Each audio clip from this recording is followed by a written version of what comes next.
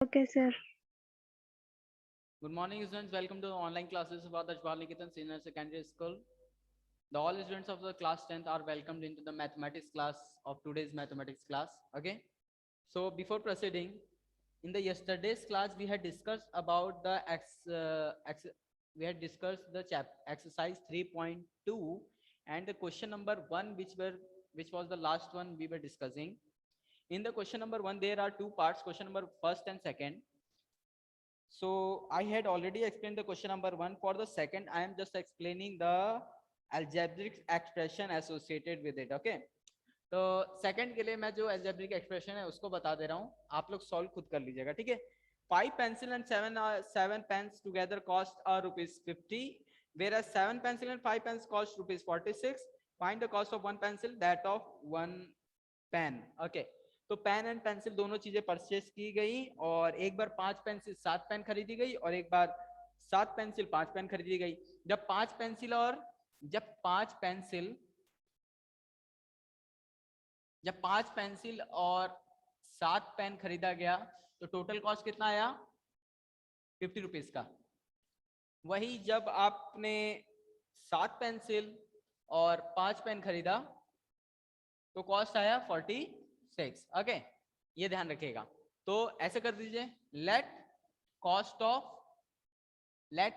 Pencil be x rupees and let cost of pen is equal to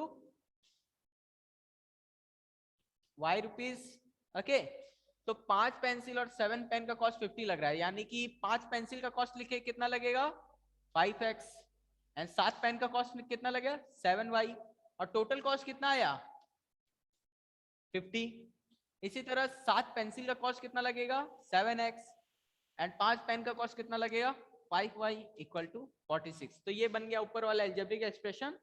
इसको solve करना आप जानते हैं, कल बताया था, ठीक है. इसमें हाँ,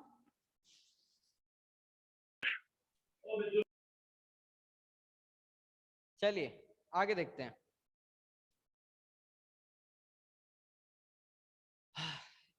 अब इस चैप्टर में 3.2 का एक्सरसाइज 3.2 का क्वेश्चन नंबर सेकंड डिस्कस करते हैं. Okay, question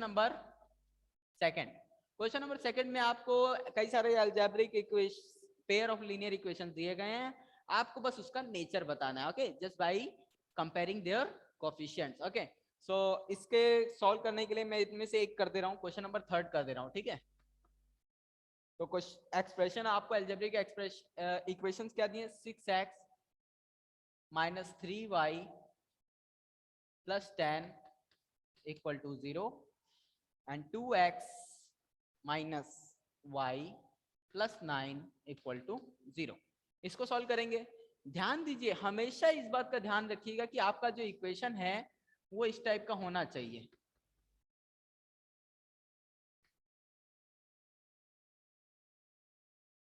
a1x plus b1y plus c equal to 0 and a2x plus b2y plus c2 equal to 0. हमेशा इक्वेशन इस टाइप का होना चाहिए. तो देखिए क्या ये दोनों इस टाइप के हैं? यस.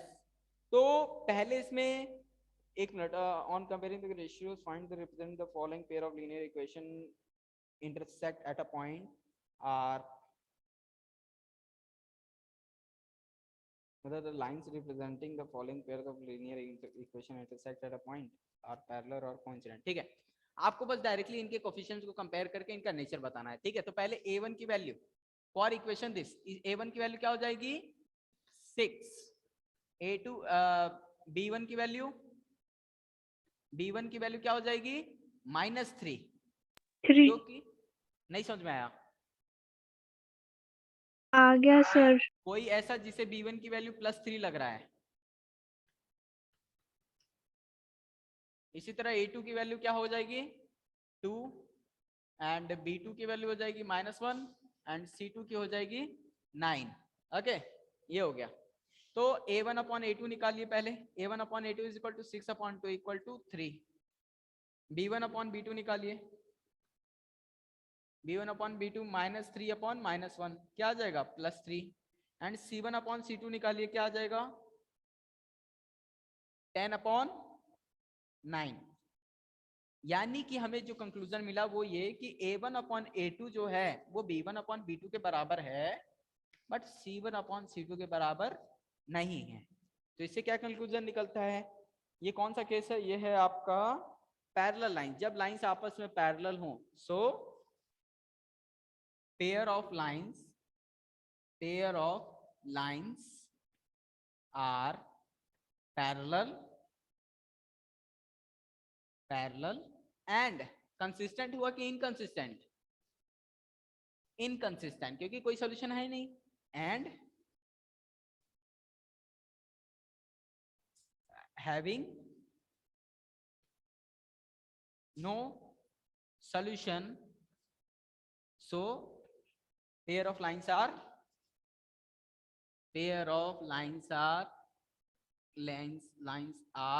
inconsistent. ओके, ये हो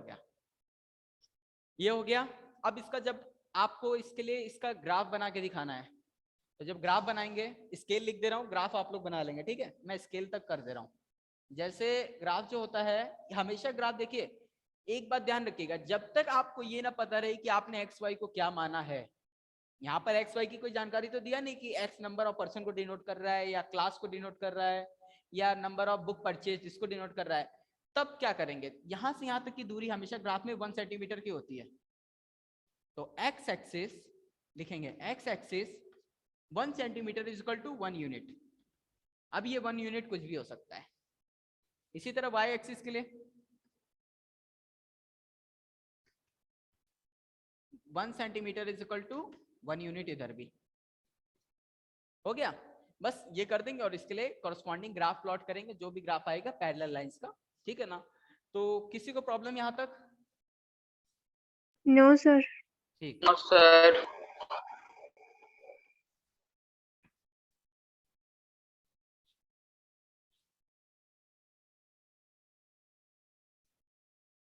आपने जो भी टेस्ट दिया था अभी लास्ट, उसमें जो भी सॉल्यूशंस आपके गलत थे उससे जरूर सही करिएगा, क्योंकि आप लोग का दिमाग खराब हो चुका है। आप लोग को ऑड इवन नंबर में अंतर नहीं पता। आप लोग के अंदर इतनी काबिलियत है जो कोई ना कर सका, वो आप जैसे बड़े बड़े मैथमेटिशियन कर सकते हैं। आप लोग किसी भी ऑड नंबर को 2 से डिवाइड कर सकते हैं, जैसे 3 को 2 से डिवाइड कर सकते हैं परफेक्टली, वो भी। तो आप लोग के अंदर ये जो काबिलियत है, इसके लिए आप लोग 11th में होना डिजर्व करते हैं, 10th में नहीं। आप लोग को 10th छोड़ देना चाहिए। तो ध्यान दीजिए, इस गलती को सुधारिए, ऑड नंबर कभी भी 2 से डिवाइड नहीं होता है। नेक्स्ट ध्यान दीजिएगा, क्वेश्चन नंबर 3 में लगा रहा हूँ।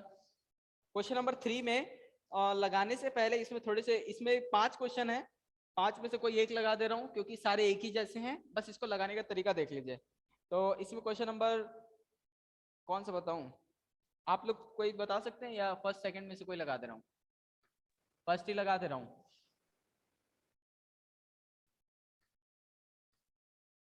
किसी को और कोई खतरनाक लगता है तो वो पूछ सकता है कि मुझे ये देखने में डर लग रहा है, पता नहीं वो आसान हो। देखिए इसको कैसे करेंगे, तो पहले ध्यान दीजिए, क्या ये इक्वेशन इस टाइप का है?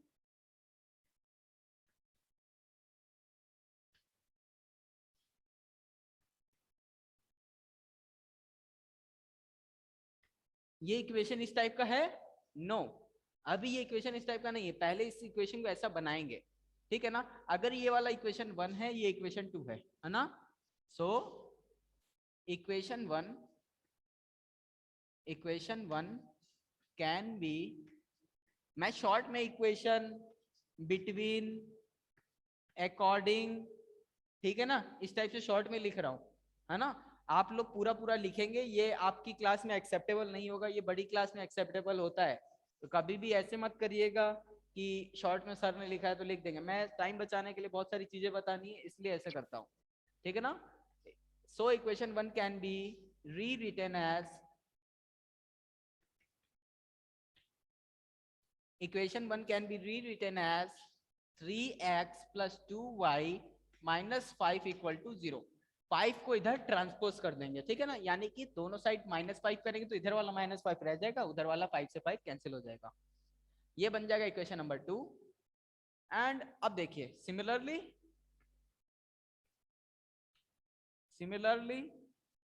For equation second, 2x minus 3y equal to 7, ये हो गया equation number, sorry -7 equal to 0, ये हो गया इक्वेशन नंबर,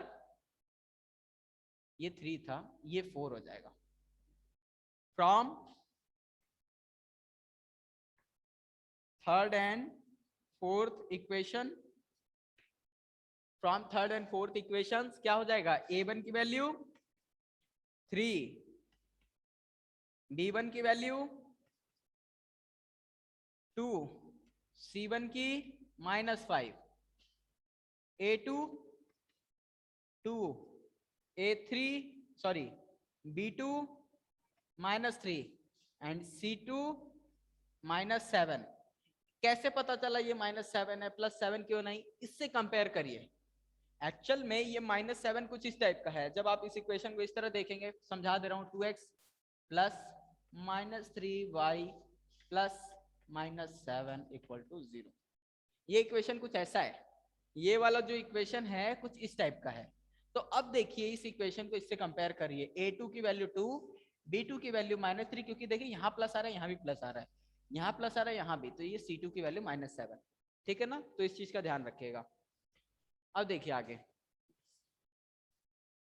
यहां पर आपको सारी वैल्यूज पता चल गई। अब इसे सॉल्व कर लेंगे। a1 अपॉन a2 क्या हो जाएगा, a1 upon a2 3/2, 3/2,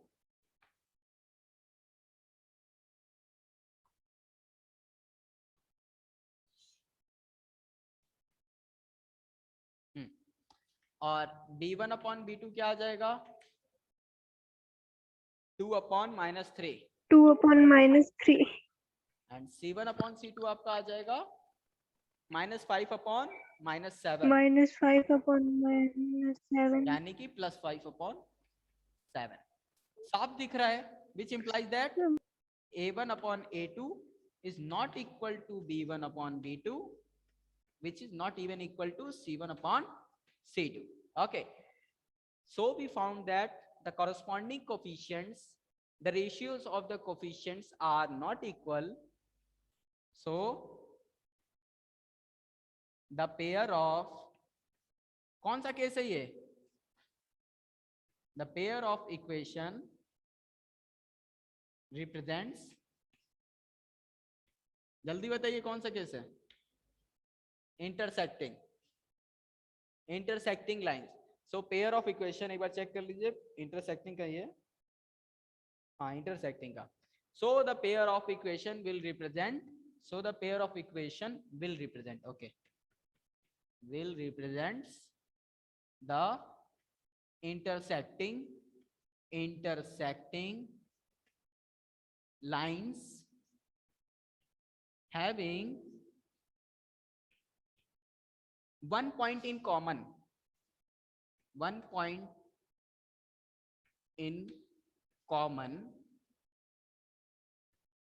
on both the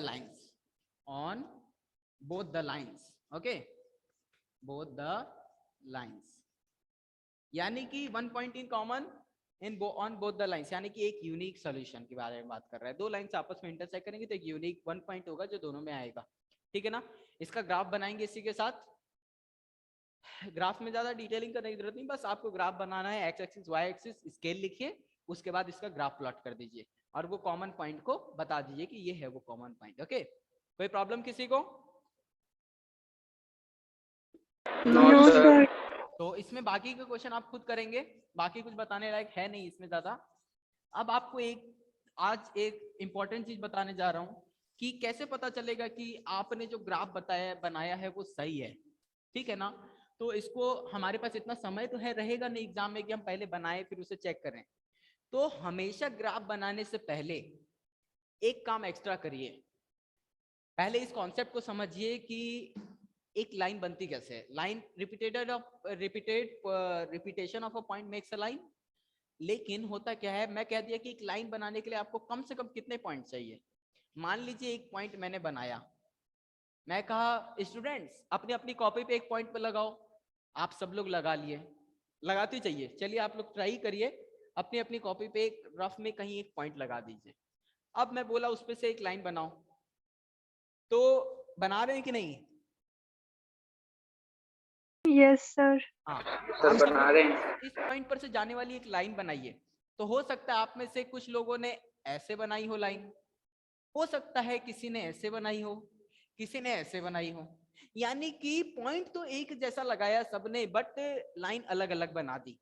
तो सही किसकी लाइन है? हम सब में किसी की नहीं है, क्योंकि ये कोई डिफाइन कहाँ से हुआ, ये तो एबनॉर्मल मतलब इनकम्प्लीट इंफॉर्मेशन है। ये क्या है? एक इनकम्प्लीट इंफॉर्मेशन। तो यानी कि हम में से किसी को भी नहीं पता था कि कहाँ पे पॉइंट लगा, इस पॉइंट पे से जाने वाली लाइन कौन सी है। लेकिन अगर मैं खास तौर पे आप लोग को बोल देता कि आप सभी की कॉपी पे जो मार्जिन है ना, उस मार्जिन पर जो रेड कलर की लाइन जा रही है, एक पॉइंट उस पर लगाइए, है ना, और एक नीचे वाली जो मार्जिन है उस पे लगा दीजिए, कहीं भी नीचे वाली मार्जिन पे जो कॉर्नर है ना वहां लगा दीजिए। चलिए, ये आपकी कॉपी की शीट है ना, ऐसी नहीं होती शीट, ये आपका कॉपी का पेपर है। तो एक ऊपर के मार्जिन पे पॉइंट लगा दीजिए, बीचों बीच लगा दीजिए। चलिए बीचों बीच लगा दीजिए, और एक यहाँ के कॉर्नर पे। अब इन दोनों से होने वाली जाने वाली लाइन बनाइए। तो अब पाएंगे कि आप सभी की कॉपी में, अलग अलग घर में बैठे हैं आप लोग, एक दूसरे से मिल भी नहीं रहे, ना देख पा रहे हैं, लेकिन सबके कॉपी में जो बनी हुई लाइन है वो एक जैसी है, एक ही टाइम पर। यानी कि हमारी जो एक्यूरेट इंफॉर्मेशन है वो डिफाइन करती है कि लाइन कैसे बनेगी। अब इसके बाद भी एरर होने की गुंजाइश होती है या नहीं? यस, अभी भी एरर होने की गुंजाइश है। कैसे? यानी कि इस तरह समझिए कि मान लीजिए हम लोग के पास एक इक्वेशन है। During the solving, while you are solving the problem of equation, if you have a equation like this, okay, if you have a equation like this, you will find the two pair of coordinates, क्योंकि मतलब एक line को बनाने के लिए कम से कम 2 point चाहिए, ये बात तो पक्का हो गया, ठीक है ना? तो चलिए x y, यानी कि हमें इसका लाइन बनाने के लिए 2 पॉइंट चाहिए, तो एक पॉइंट तो ये वाला हो जाएगा, एक ये वाला हो जाएगा, है ना? तो x की वैल्यू जब 0 होगी तो y की वैल्यू 2, एंड जब y की वैल्यू 0 होगी तो x की वैल्यू 4।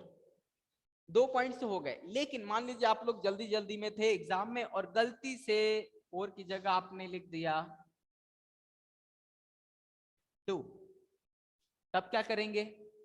और आपने चेक करने का टाइम नहीं था, आपने डायरेक्टली प्लॉट करने लगे। तो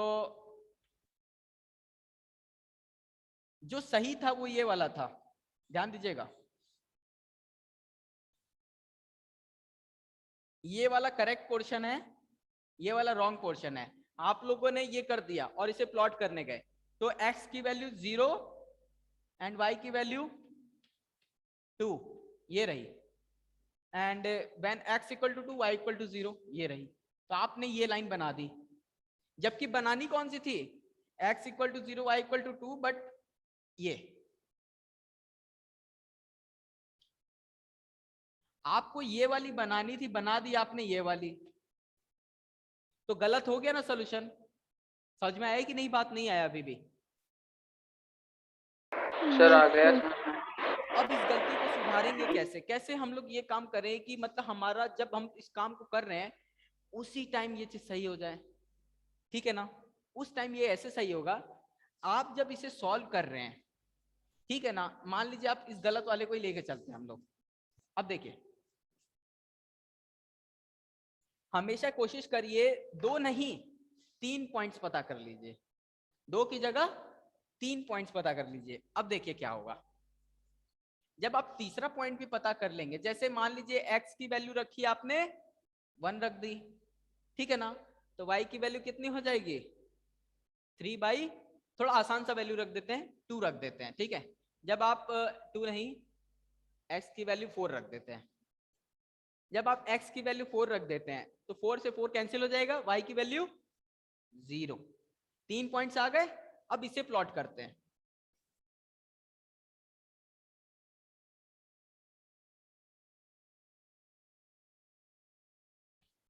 देखिएगा, 1 2 3 4 1 2 3 4, ठीक है ना। जब x की वैल्यू 0 y की वैल्यू 2, ये वाला पॉइंट, जब x की वैल्यू 2 y की वैल्यू 0, x की वैल्यू 2 y की वैल्यू 0, जब x की वैल्यू 4 y इक्वल टू 0, ये तीनों तो एक ही लाइन पे आने चाहिए ना। अब बताओ क्या ये 3 पॉइंट एक लाइन पे आ रहे हैं? ये हो गया, पता चल गया हम लोग को तुरंत कि हम लोग ने कहाँ गलती की है। हम लोग ने इनमें से किसी एक को निकालने में गलती की है, ठीक है। ये तरीके से पता चल जाएगा। आप लोग को समझ में आएगी नहीं बात? Yes, sir. तो यही चीज करना है, हमेशा कोशिश करिए 3 पॉइंट्स निकाल लीजिए। जब इसे प्लॉट करने जाएंगे उसी समय नजर आ जाएगी कहीं गलती है, तो तुरंत आप चेक करके उसे सही करिए। फिर जब आप उसे सही करेंगे तो तीसरा पॉइंट जब आपको पता चलेगा यहाँ 4 होना था, तब आप देखेंगे ये 4 0 ये वाली पॉइंट ही है और ये ऐसे जाएगी, ठीक है ना। तो यही चीज है। कोई प्रॉब्लम? No, sir. तो हमेशा कोशिश करिए कि जो भी लाइन के लिए आप प्लॉट कर रहे हैं तो 3 पॉइंट्स लेके चाहिए, ताकि आपको करेक्टनेस ऑफ योर सॉल्यूशन पता चल जाए, ठीक है ना। इसके बाद भी हो सकता है कि कुछ बच्चे ये वाला भी गलत निकाल दे, ये वाला भी गलत निकाल दे और सीधी लाइन पे आ जाए, तो इसका मतलब आपको ये चैप्टर लगाने नहीं आता, ठीक है ना। तो इसमें आपकी गलती नहीं है, सब गलती मैथमेटिक्स की है।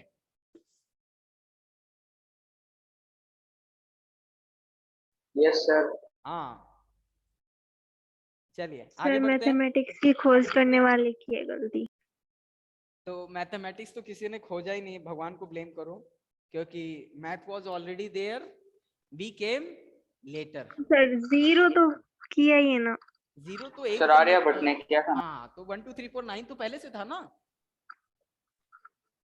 तो सर 0 के बिना होती नहीं ना बाकी की चीज, ना तो इज इक्वल टू 0 आता ना ही कुछ और। नहीं, ऐसी कोई बात नहीं है, जीरो के बिना भी थी मैथ्स, ठीक है ना।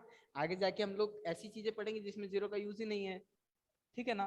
तो मैथमेटिक्स में लेकिन हाँ, जीरो आते ही चीजें चेंज हो गई, एक नए लेवल पे चला गया मैथमेटिक्स। तो कभी इसको फ्री टाइम में कभी और डिस्कस करेंगे। तो अभी हम लोग आगे बढ़ते हैं। Find the following pair of linear equation consistent and inconsistent if the consistent obtain the solution graphically. तो क्वेश्चन नंबर 4 जो है ना, इसमें भी यही काम करना है। आप लोग को कंसिस्टेंसी इनकंसिस्टेंसी बतानी है और ग्राफिकली उसे प्लॉट करना है। हमेशा 3 पॉइंट्स के लेवल पे करिए ताकि आपको पता चल जाए कि करेक्ट है कि नहीं। अब देखिए 5वां, half the perimeter of a rectangle of a garden whose length is a 4 meter and more than its width is 36 meter, find the dimension of the garden। तो कौन कितने लोग कर सकते हैं? आप लोग अगर कर सकते हैं तो मैं आगे बढ़ूं, अगर नहीं कर सकते तो बोलिए बताऊं। कितने लोगों को क्वेश्चन नहीं समझ में आ रहा? पहले क्वेश्चन एक्सप्लेन करूं। कोई ऐसा है? क्वेश्चन एक्सप्लेन करो पहले। एक्सप्लेन कर दूं क्या? एक्सप्लेन कर देता हूं, उसके बाद देखते हैं आता है तो ठीक है, नहीं यस आता है तो मैं सर। कर दूंगा। चलिए, तो कहा है, ये बात कहा है कि half of parameter, half of parameter of garden, जो कि एक रेक्टेंगुलर शेप का है, रेक्टेंगुलर शेप के गार्डन है, उसका पैरामीटर, उसके पैरामीटर का हाफ कितना है? 36। ये दिया है आपको, समझ गए कि नहीं? पहली जानकारी, the half the parameter of rectangular garden, जिसकी लेंथ जो है 4 मोर है, लेंथ इज द 4 मोर। 4 मोर का मतलब इंटू 4 या प्लस 4? स्टूडेंट्स +4। +4। उसकी जो विड्थ है उसमें +4। एक तो ये जानकारी दिया है और एक ये जानकारी दिया है। तो इस जानकारी से हम लोग L और W में एक और रिलेशन पता कर लेंगे। दो वेरिएबल्स को सॉल्व करने के लिए 2 इक्वेशन तो चाहिए। एक इक्वेशन तो आ गया, दूसरा इक्वेशन देख लीजिए। पैरामीटर का फॉर्मूला क्या होता है? 2 times of L + W, 2 times of length into breadth, length plus breadth या लेंथ इंटू ब्रेथ, सही है, प्लस होता है। अब तो P/2 equal to L + W। P/2 की वैल्यू क्या है? 36, यानी कि L + W इक्वल टू 36। एक इक्वेशन ये रहा, एक ये रहा। अब इसे सॉल्व करना है, कर लेंगे कि नहीं? Yes sir. कोई ऐसा जिसे लगता है कि सर मुझे अपने पे थोड़ा सा कम भरोसा है, तो मैं आप पे भरोसा करना चाहता हूं।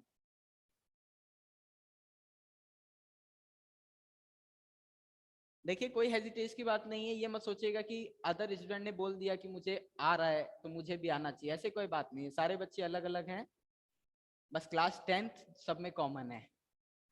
तो अगर किसी को डाउट है तो पूछ ले। जानना चाहता है क्या कोई?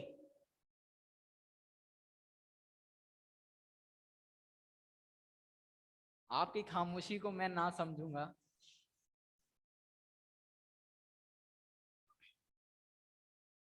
चलिए कोई नहीं।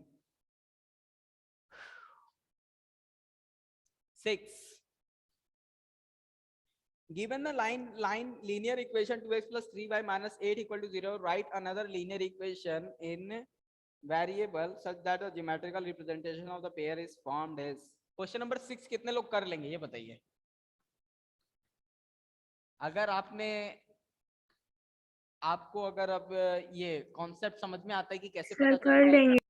लाइन इंटरसेक्टिंग होगी नहीं होगी, तो चलो बता दो। स्नेहा तुम ही बता दो कि फर्स्ट का क्या सॉल्यूशन सर? इसका फर्स्ट क्या होगा सॉल्यूशन। हमें एक एक ऐसा एक और सर लीनियर इक्वेशन बनाना है जिससे उन दोनों के बीच बनने वाला जो लाइन हो वो इंटरसेक्टिंग हो। तो क्या बनाएगा इक्वेशन? आप ही लोग सर बताइए। हाँ मैं थोड़ी देर बाद में बताती हूँ, मेरी मम्मी को एक बार फोन चाहिए। और कोई? थोड़ी देर बाद नहीं पता, जानना चाहूंगा मैं तो। और कोई? कृष्णा? सर मम्मी को अभी अर्जेंट चाहिए। कृष्णा?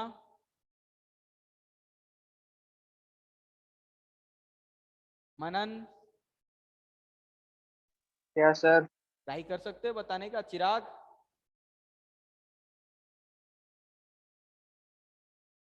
सर 1 मिनट फिर से समझाओ, मैं मीटिंग से लेफ्ट हो गया था। कोई बात नहीं। हमें ऐसे a1 b1 c1 की वैल्यू डालनी है जिससे ये दोनों लाइन का जब ग्राफ प्लॉट करे तो वो इंटरसेक्टिंग हो। तो बता सकते हो कि क्या वैल्यू होगी वो?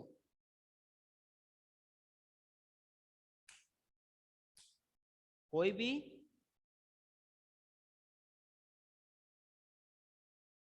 सर आप ही बता दो। चलो देखो, हमें पता है कि लाइन इंटरसेक्ट कब होंगी, जब भी दो लीनियर इक्वेशन की लाइन इंटरसेक्ट होती हैं तो a1 और a1 upon 2 not equal to a2 upon 3। बस इतना ही काफी है, ये दोनों बराबर नहीं होने चाहिए। सॉरी b1 है यहाँ पे, b1। तो हमें ऐसी वैल्यू डालनी है कि इन दोनों का रेशियो इन दोनों के बराबर ना आए। तो एक बात कर दो, अगर मैं ऐसे लिख दूं 3x plus 3y plus 4 equal to 0, मान लीजिए ये लिख दिया।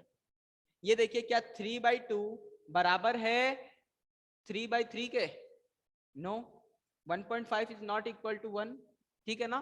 तो ये हमारा इंटरसेक्टिंग अपने से भी बना सकते हैं आप लोग। आपको बस ये ध्यान रखना है कि a1 और b1 की वैल्यू ऐसी होनी चाहिए कि इसके संग रेशियो बराबर ना आए। इंटरसेक्टिंग के लिए यही जरूरी होता है ना। अभी पढ़ा हम लोग ने, आया कि नहीं चिराग समझ में? सर आ गया। दीपक? आ गए सर। ठीक है। इसी तरह इंटरसेक्टिंग के लिए हो गया, पैरेलल के लिए करना है, फिर कोइंसिडेंट के लिए करना है। तो आपको बस कोफिशिएंट्स का ध्यान रखना है, कोफिशिएंट्स में क्या बदलाव करें कि हमारी ये कंडीशन सेटिस्फाई होने लग जाए। ठीक है ना?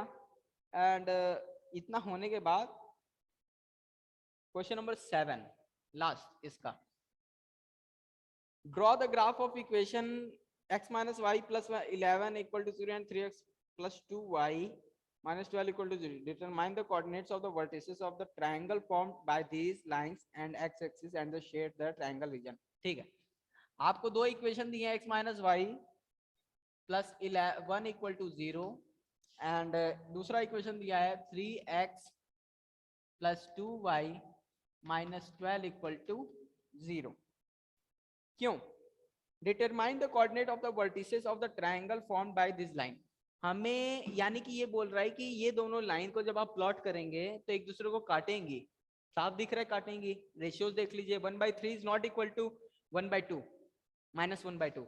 ओके, तो ये दोनों बराबर तो है नहीं, यानी कि इंटरसेक्ट करेंगी। लेकिन ये लोग कुछ इस टाइप से इंटरसेक्ट करेंगी कि जब इनका ग्राफ आप प्लॉट करोगे तो कुछ ऐसा बनेगा एक्स एक्सिस से। तो ये एक ट्रायंगल जो बनेगा ना, तो इसके तीनों वर्टिसेस के कोऑर्डिनेट बताना है कि एक्स वाई की वैल्यू क्या होगी तीनों में।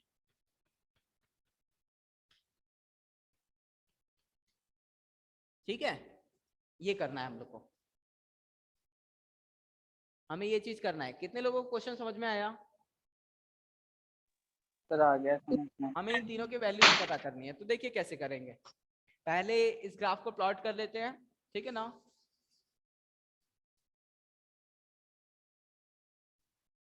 For the given equation, for the given equations, we find coordinates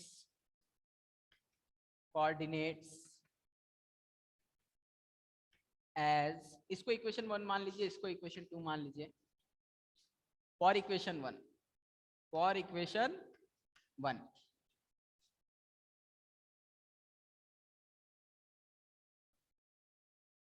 जब x की वैल्यू 0 होगी तो y की वैल्यू, जब x की वैल्यू 0 होगी तो y की वैल्यू 1, जब y की वैल्यू 0 होगी तो x की वैल्यू -1। जब एक और पॉइंट ले लेते हैं, जब x की वैल्यू 1 होगी तो y की वैल्यू 0। ठीक है, अपने से करेंगे ये इसी तरह। फॉर इक्वेशन सेकेंड, इसके लिए भी 3 पॉइंट्स लेंगे। समझ गए ना क्यों 3 पॉइंट्स लिया है? Yes sir.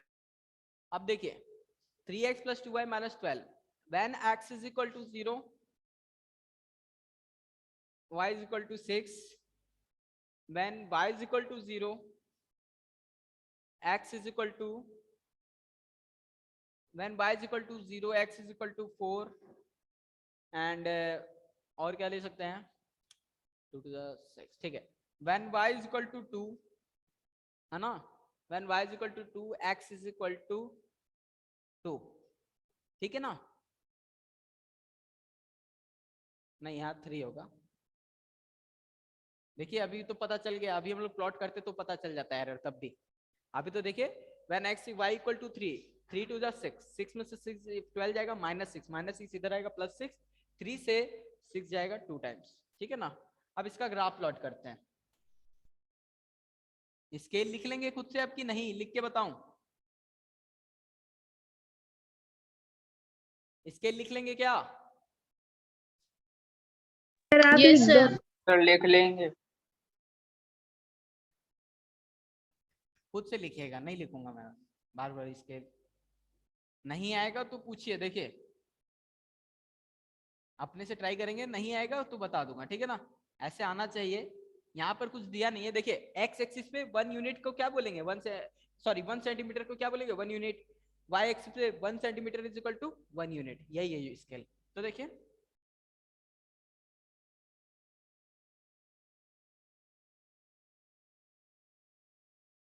1 2 3 4 5, 1 2 3 4 5, -1 -2 -3 -4 -5, -1 -2 -3 -4 -5। देखिए पहला 0 1 -1 0, x की वैल्यू 0, y x की वैल्यू 0, y की वैल्यू 1, ये रहा। x की वैल्यू -1, y की वैल्यू 0, x की वैल्यू -1, y की वैल्यू 0, ये रहा। एंड x की वैल्यू 1, x की वैल्यू 1, y की वैल्यू 0। ये क्या कुछ गड़बड़ हो गया? इक्वेशन तो सही है ना, x - y + 1। ठीक है, इसमें x की वैल्यू 0 रखेंगे तो y की वैल्यू +1। ठीक है, व्हेन y की वैल्यू 0 रखेंगे तो x की वैल्यू, y की वैल्यू 0 रखेंगे, x की वैल्यू -1। अब देखिए x की वैल्यू 1 रखेंगे तो y की वैल्यू,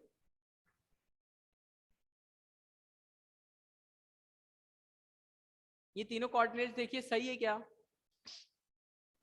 नो सर। सर हाँ नहीं, लास्ट वाला गलत है। आपने -1 भी हाँ, उसी देखिए पे प्लॉट पता कर चल गया दिया। ना, मेरी गलती। अच्छी बात है। कभी कभार गलती पता चलती तो अच्छा लगता है। तो x की वैल्यू -1 होगी तो y की वैल्यू 0। इसके अलावा भी कोई वैल्यू ले सकते थे। अगर 2 लेते, इधर देख लीजिए, x की वैल्यू 2 लेते तो 2 में से 2 + 1 3, उससे ज्यादा -3, तो y की वैल्यू +3 आता है, 2 3।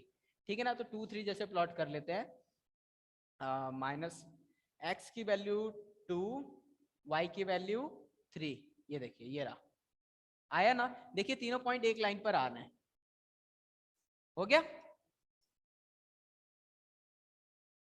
थोड़ा सा समय कम है, जल्दी जल्दी देखेगा। और 0 6, x की वैल्यू 0, y की वैल्यू 6। थोड़ा सा और ऊपर जाना पड़ेगा। 6, x की वैल्यू 0, y की वैल्यू 6। ये रहा। when x की value 4, y equal to 0, x की वैल्यू 4, y इक्वल टू 0। तीसरा point, when x equal to 2, y equal to 3, when x equal to 2, y equal to 3। ये रहा, ये देखिए, ये आ गया। ये देखिए, ये तीनों पॉइंट एक लाइन पर आ रहे हैं। ठीक है, मेरा ग्राफ एक्यूरेट नहीं है इसलिए थोड़ा सा एरर चलेगा। अब ये देखिए, ये ट्रायंगल बन रहा है ना, इसके कोऑर्डिनेट्स बताने हैं आपको तीनों। तो इसका कोऑर्डिनेट क्या होगा? x की वैल्यू क्या है? -1, y की वैल्यू 0। इसके कोऑर्डिनेट क्या है? x की वैल्यू 4, y की वैल्यू 0, एंड इसके कोऑर्डिनेट 2 और 3। हो गए ना? तो यही चीज है।